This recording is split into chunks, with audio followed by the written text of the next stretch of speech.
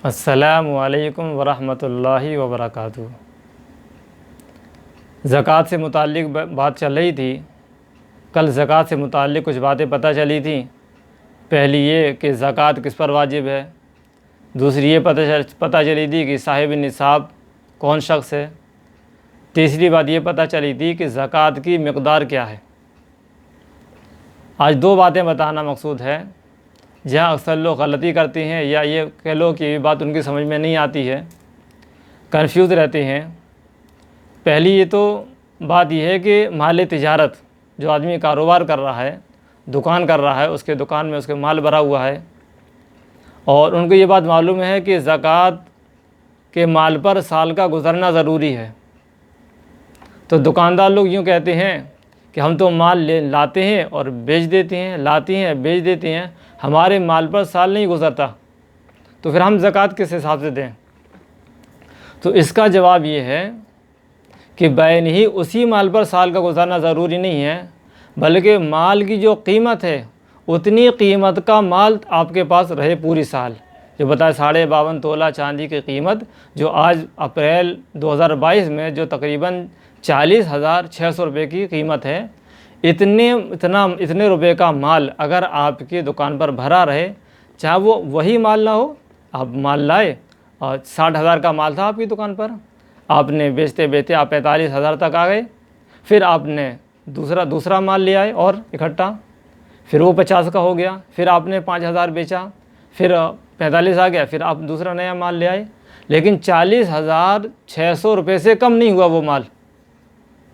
तो अब जो जितना माल पर पूरी साल गुजरी है, 50,000, 60,000, 70,000, इतना आपकी दुकान पर पूरी साल रहा ही रहा है, तो उतने माल पर आप ज़कात निकालेंगे।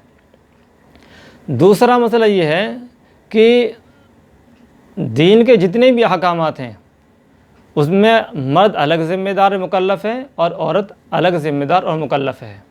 जैसे कि नमाज है, रोज़ा है, हज है, क़ुरबानी है, रोज़े हैं, ये आदमी मर्द अलग ज़िम्मेदार और मुकल्लफ़ है और औरत अलग ज़िम्मेदार है।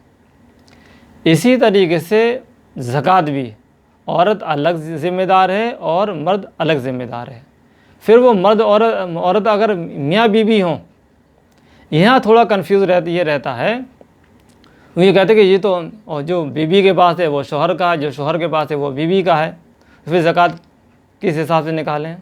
तो जान लेना चाहिए कि यह कहा जाता है कि जो बीवी का वो शौहर का, जो शौहर का वो बीवी का, ये अपनाइयत में कहा जाता है और रिश्ते को ज़ाहिर करने के लिए कहा जाता है, मोहब्बत में कहा जाता है। हकीकत में जो जिस चीज़ का मालिक है वही माना जाएगा। मिसाल के तौर पर औरत जब शादी होकर ससुराल आती है तो मायके से वो अपने साथ ज़ेवर लाती है, मायके वाले उसको, अपनी बेटी को ज़ेवर देते हैं, तो वो उस ज़ेवर की मालिक है। जब ससुराल में आती है तो ससुराल वाले भी कुछ हदिये में, तोहफे में, मुंह दिखाई में, चढ़ावे में, अलग अलग मौक़ों पर उसको कुछ हदिया देते हैं, सोना देते हैं, तो वो उसकी मिल्कियत है, वो औरत उसकी मालिक है। इसी तरीके से शौहर ने जो उसका मेहर दिया है तो वो उसकी मालिक है। इसी तरीके से आदमी अपनी बीवी को कुछ खर्चा देता है, उसने उस खर्चे में से जोड़कर कुछ पैसा जमा कर लिया है, तो वो उसकी मालिक है। ये सारा निसाब अगर पूरा माल मिलकर अगर साहिब निसाब की हैसियत को पहुंच रहा है तो वो उस औरत पर ज़कात वाजिब होगी।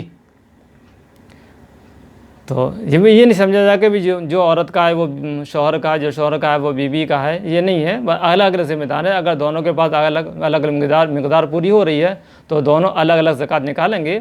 और अगर शौहर मालिक हो रहा है, बीवी के पास इतना नहीं है, तो शौहर निकालेगा। अगर बीवी के पास इतना, शौहर के पास कुछ नहीं है, वो लाता है, कमाता है, ख़त्म हो जाता है, लेकिन उसकी बीवी के पास इतना सोना चांदी है तो बीवी निकालेगी। ये मसला अच्छी तरह समझ लेना चाहिए। उम्मीद है समझ में आया होगा। दुआ करो अल्लाह ताला हम सब को भी इन तमाम मसलों को अच्छी तरह समझने, इन पर अमल करने की तौफ़ीक़ नसीब फरमाए। आमीन। व आखिर दावाना अनिल हम्दुलिल्लाहि रब्बिल आलमीन।